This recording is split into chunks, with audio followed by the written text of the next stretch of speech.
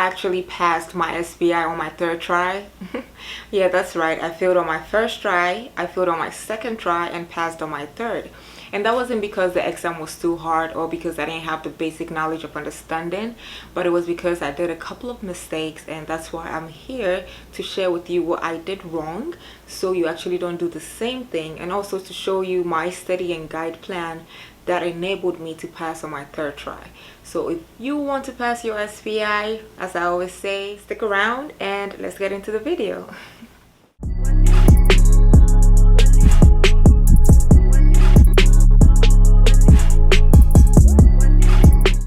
Hello there, thanks for tuning in. Welcome back to my channel. If you've already been subscribed, I want to say thank you. You're a real one and I do appreciate you a lot, and welcome back. If you're not discovering me, please do not forget to comment, like, and subscribe, and also do not forget to turn on your bell notifications so anytime that I post a video, you'll be the first to be notified. And also check out my old videos. Trust me, you like them, I think. Let's get into it, okay? So as most of you would know, I'm a double registered sonographer. My certificates came in. Yay! I'm registered in RDMS and RDCS. This is my certificate in RDMS in OBGYN, and this is RDCS, which I just recently received in adult echocardiography. I'm here to surprise you, to encourage you, and also to let you know that you can do it. If I did it, you can do it. Trust me. Let's start with the surprises. So I graduated from the ultrasound program in 2019. Keep records of the dates because this is about to blow your mind, okay? And I passed my SPI in 2023. Do the math. Almost 4 years after graduating, I passed my SPI. Ciao. I do not know what to say, okay? And why I did that, that is because, as I said, I made a couple of mistakes and I wouldn't want you to do that too. So that's why I want to share it. I could have just gone straight into telling you how I passed my SPI, but I want to be honest, okay? The reason was that I wasn't focused on myself well enough. Life happened, yada yada yada, been there, done that, thank God. I let this exam intimidate me a lot because when you're in school, it's like they put this panic in you, this fear that, oh, physics, SBI, physics, you know. Trust me, it's really interesting. It's not hard. Even though I passed on my third try, that's because I made a couple of mistakes and I was going through shit. Excuse my language. I was going through stuff, so I totally forgot about sonography.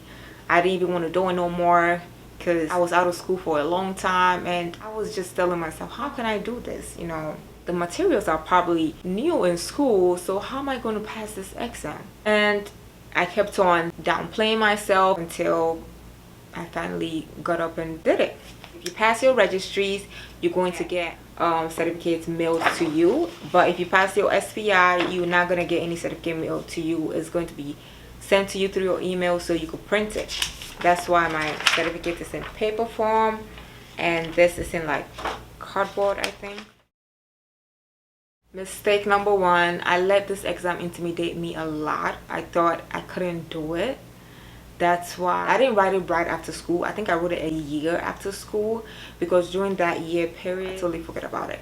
But when I finally wrote it, I failed, and that's where mistake number two came in. When I failed, I thought, that's it.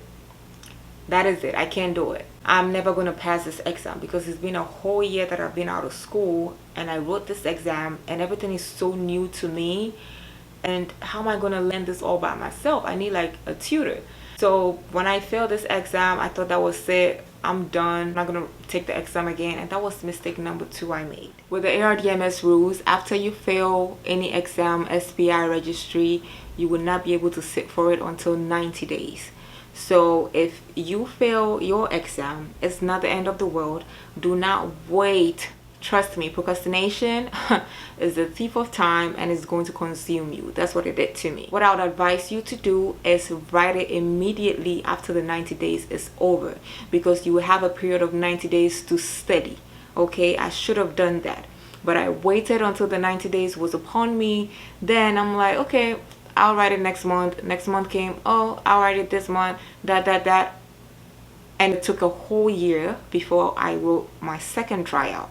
and I failed again. Why? Because I totally forgot everything. So after the 90 days, I did not register for the exam. I kept on telling myself, you know what, let me study. When I'm fully ready, then I register.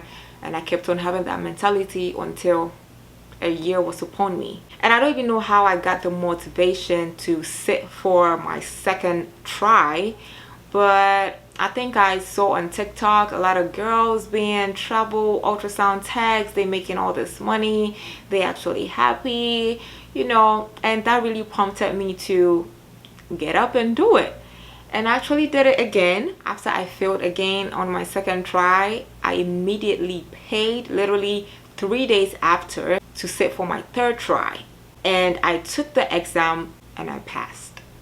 Okay, so the 3 mistakes that I did was: 1, letting the exam intimidate me; 2, giving up because I failed on my first try; and 3, waiting for a long period of time before I actually sat for another tryout. You know, don't make that mistake. This exam is not bigger than you. You could crush it. I believe in you, number 1. Number 2, do not give up. Have this mentality that even if I fail 2 times, 3 times, mind you, the good thing about it is you could write it unlimited times. They don't care. Oh, what Ardms is doing is getting their money. Have that mentality that even if you fail, this exam is for you. You're going to crush it and it cannot intimidate you, so you're going to write it. Even if you fall down 10 times, you're going to get right back up 10 times. Okay, baby, don't panic. I believe in you. I trust you. You're going to crush it. Okay, so that is for those that are out of school and are scared to take the exam because they feel like they've been out of school for a long time. Now, those that are in school, the advice I would give to you is take your SPI right after you pass with a B in your physics class. Do not wait to graduate before you take that exam, because you know what that's going to do to you? It's going to make you lazy. It's going to make you feel like you have time on your side. Trust me, you don't. So it's better to take it in school. It doesn't matter if you fail. Okay, you're not going to be the first person to fail. You're not going to be the last person to fail. Take it whilst the materials are still fresh in your head, and that is going to give you a higher chance of passing. Do not wait until you graduate. Okay, and I think that's the second semester. Take it and take it and take it until you pass, and you have a higher advantage of passing compared to somebody who stayed at home for a long time and now studying to take that SPI. I hope that makes sense. So yes, that's the little pep talk I have for you. Now let's get into my study plans and the materials that I use to pass my SPI. It is not actually a material, but it's my study plan that I went according to. I'm going to put the picture on top there so you can take a screenshot of it if you want to. It looks like a lot. It is a lot, but when you are able to incorporate that into your daily routine, trust me, it will be like a norm to you. Okay, so the materials that I use to pass my SPI: the Edelman, Davis, Ultrasound Registry Review, not the questions, the courses, because when you pay for the package, you have the questions and you also have the lessons. So these are the lessons that I printed out from Ultrasound Registry Review. And Sono Nerds on YouTube, she is really helpful. And also Preppery. So in all, plus my flashcards that I created. I'm going to show you how I created those flashcards. Material number 1 is no one other than the green book. Okay, I know when you're in the ultrasound program, you get this book, or you have to purchase. Either ways, you get this book. Let this book be your best friend. I would not lie to you. Let it be your best friend. It looks like a lot, it looks intimidating, but let it be your best friend if you really want to pass your SPI. I have a lot of highlighted areas. That's why I think I can't sell this book, because I highlighted a lot. So with the way I studied, whatever that I read like every chapter a day. I prepped months before, and 2 weeks was actually the intensive prepping. So months before, I brought myself to read a chapter a day, and whatever chapter that I read, everything that was confusing or everything that I felt like is really important, I highlighted it. So if you want to prep months before your exam, do that. Read probably a chapter or two a day and highlight all the vital infos and all the confusing infos, so you search them up later. And whatever info that I felt like is very vital and important, I put them in flashcards. I'm going to come to that next and show you how I did those. But yes, Edelman, let that be your best friend, guys. Okay, material number 2 is Sono Nerds. She was and really is helpful when it comes to ultrasound physics. I know that the videos are still up on her channel, so she has a video dedicated to every chapter in the green book. Edelman has 24 chapters, so let's say chapter 1 of the Edelman, she has a whole video about an hour or so explaining vital infos. Chapter 2, she has a whole video of chapter 2. Chapter 3, she has a whole video on chapter 3, and so on and so forth up to chapter 24. So if you feel like maybe you don't like reading or you don't really understand what you just read, just go onto Sono Nerds and watch her videos, and trust me, it helps a lot. Okay, so that was material number 2. Material number 3 is the Davis book, and I really do love this book because not only does it give you questions, but it explains. I think 80% of the questions and answers were vividly explained in.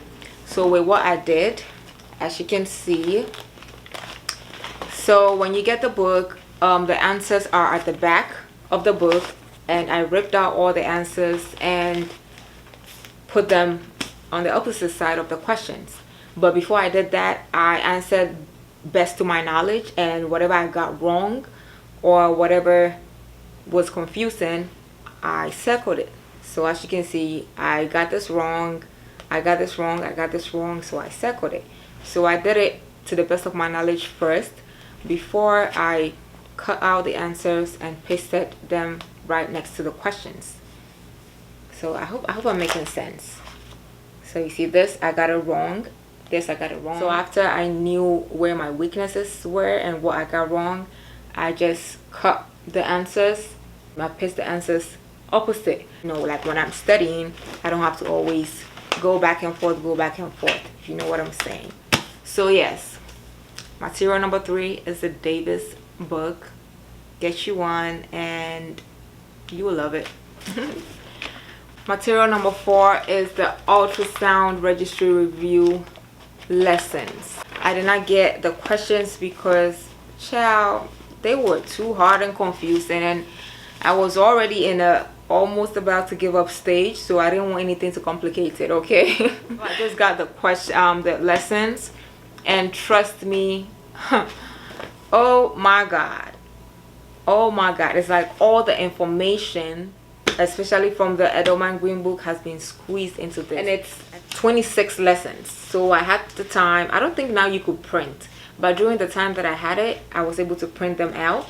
So I printed every lesson, stapled it, and incorporated that into my 2 weeks intensive study plan. This is about image optimization, this is about image resolution, this is about Doppler artifacts, this is about 2D image artifacts, and so on and so forth. You have to get the lessons, and it's going to help a lot. This looks like a whole lot of materials, but wait till I get to the study plan. Just stick with me. So material number 5 is Preppery. I actually purchased that. I think it's $35 on the App Store. But you cannot just study Preppery and go past your SBI. I'm not going to lie to you. Preppery is actually going to help you understand, but it's not enough to pass your SBI by itself. So I recommend that too. It was really helpful and fun, because when I kept on doing it, I was getting 100 over 100 over 100, because the way they made it, it's like yes, no, yes, no, yes, no. So it was very easy to retain and remember, and I think that helped a lot. That's why I added it to my study plan. The last one, so I would say 6 materials, but I'm not really including this because I made it myself. These are flashcards. This is not the only flashcard that I did. It was obviously a lot, but I just bought a couple to show you. These are flashcards that I made myself, and with how I made it by using the Edelman Green Book and also the ultrasound study plan. I'm going to put it up there. This is like where 80% of my flashcards came from. And how I created the flashcards, I went through the study guide, and each and every word or phrase that I didn't understand, I made sure I put it on the flashcard and put the explanation or what it meant, what I'm supposed to look for on there. Well, let me actually use an example of the card itself. So print you this and let it be your guide, okay? So let's say with this, I have mechanical transducer on the card. What I wrote on here, let me read it to you. It contains a single circular disc-shaped element. They have one active element. Image shape is fan or sector shaped. The beam steering is mechanical steering. The beam focusing is mechanical or fixed focusing. When the PZT is damaged, the entire image is lost. And that is for mechanical transducer. So that is how I'm able to understand what it is, what are the qualities, the advantages, disadvantages, and so on and so forth. So I created these myself. I'll give another example. The color flow Doppler. Then I have it here on the front. It is a form of two-dimensional Doppler. Black and white identifies anatomic structures. Color identifies blood flow velocities. It measures mean velocities or average velocities. Continuous wave Doppler report peak velocities. Color flow Doppler provides information on the location of flow. It is a pulsed ultrasound technique. It has a range resolution, and also it is subject to aliasing. So I made sure I wrote the meaning, the qualities, everything that I feel like I have to remember on the front. Another example, acoustic parameters. Okay, so with that, I made sure I wrote all the acoustic parameters and ultrasound physics, and they are the period, frequency, amplitude, power, intensity, propagation speed, and wavelength. So that's how I created my flashcards. I even drew to make it more fun. So yeah, I did a bunch of these just to make me understand. So now that I have showed you what materials I use to study and prep for my SPI, let's get to the fun part. The 2 weeks intensive study plan I used to pass on my third try. Ta-da!